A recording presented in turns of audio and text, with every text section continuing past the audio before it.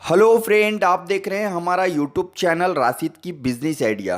और आज इस वीडियो में बात करने वाले हैं डेयरी बिजनेस के लिए लोन कैसे मिलेगा। बहुत सारे लोगों अलग अलग यूट्यूब पर कमेंट करते हैं कि डेयरी बिजनेस के लिए लोन नहीं मिलता है, सिर्फ ये झूठी बात है। तो हमने लोन पास करवाया है संतोष डेयरी फार्म का, जैसा पिछला वीडियो मैंने डाला था तो बताया था उसमें। तो क्या क्या प्रतिक्रिया है इसके ऊपर मैं पूरी डिटेल दूंगा। और जो दो गलती करते हैं ना, इसके वजह से लोन पास नहीं होती है।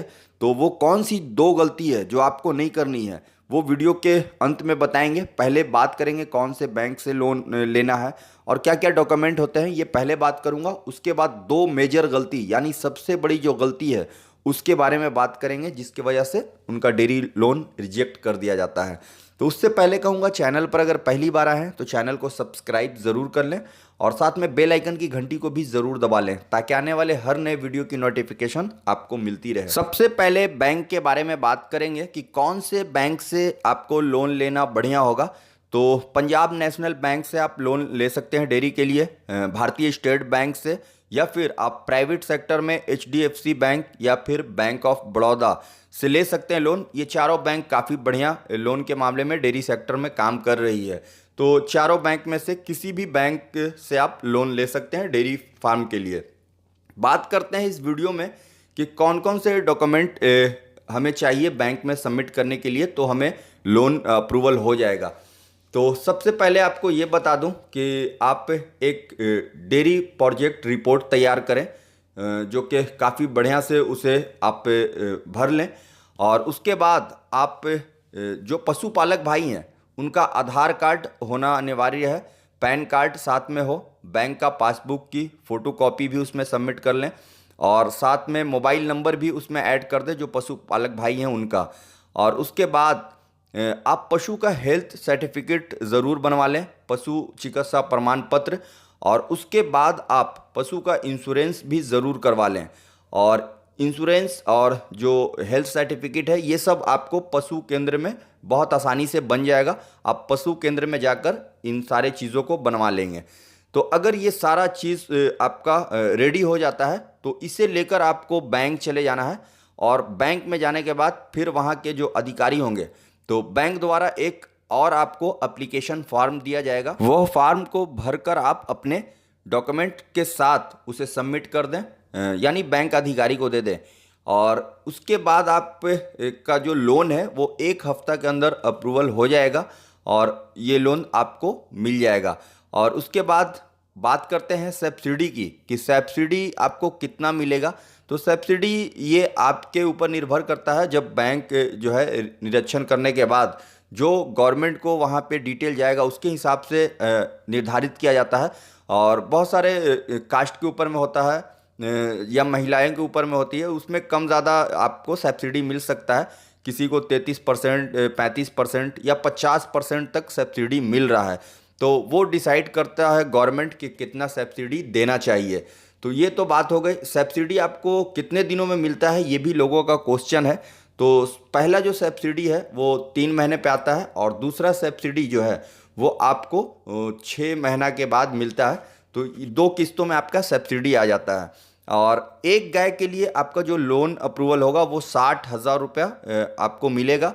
तो आप 2 गाय या फिर 4 गाय खरीदना चाहते हैं तो उसके हिसाब से आपको लोन बैंक जो है दे देगी।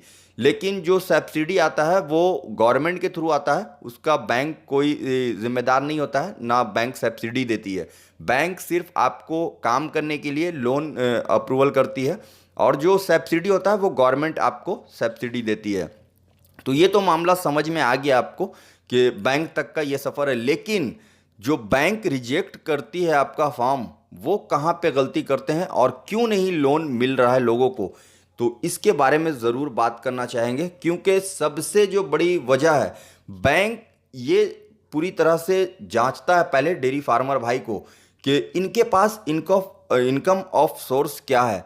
यानी जो आपने डिटेल में प्रोजेक्ट रिपोर्ट बनाया था उसमें आपने वो रिपोर्ट कितनी अच्छी तरह से सबमिट की थी। यानी रिपोर्ट में बहुत गलती करते हैं, जो डेयरी प्रोजेक्ट रिपोर्ट होता है वो सही से भर नहीं पाते हैं, जिसके वजह से ये लोन का जो सारा प्रोसेस है वो फेल हो जाता है।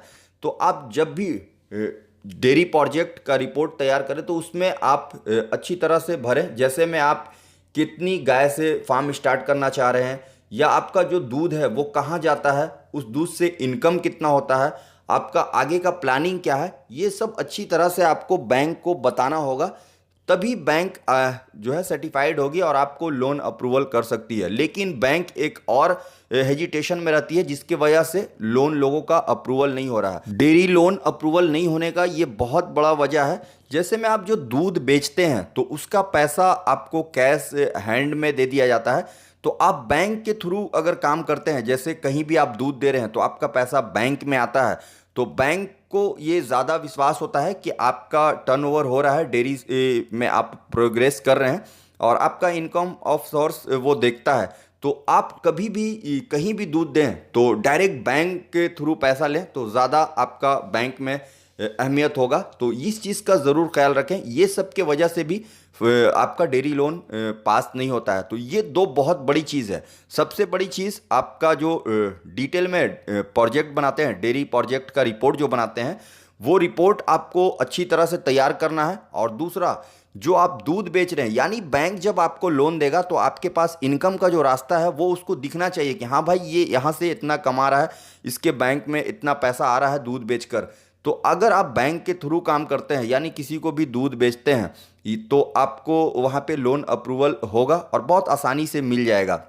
जैसे में मैंने संतोष डेयरी फार्म की बात की थी शुरू में, तो उनको लोन अप्रूवल हुआ। तो उनका खुद का एक ये कोड है, डेयरी का कोड लेकर है, जो कि सुधा का कोड वो खुद चला रहे हैं। तो जिसकी वजह से जो भी उनका दूध कलेक्ट होता है वो सुधा को भेजते हैं और फिर सुधा उनको उनके निजी अकाउंट पर पैसा भेजता है। तो जिसके वजह से उनका बैंक में रेपुटेशन अच्छा है, टर्नओवर अच्छा है, तो जिसकी वजह से उनको आसानी से लोन अप्रूवल हो गया। तो बस यही थी जानकारी।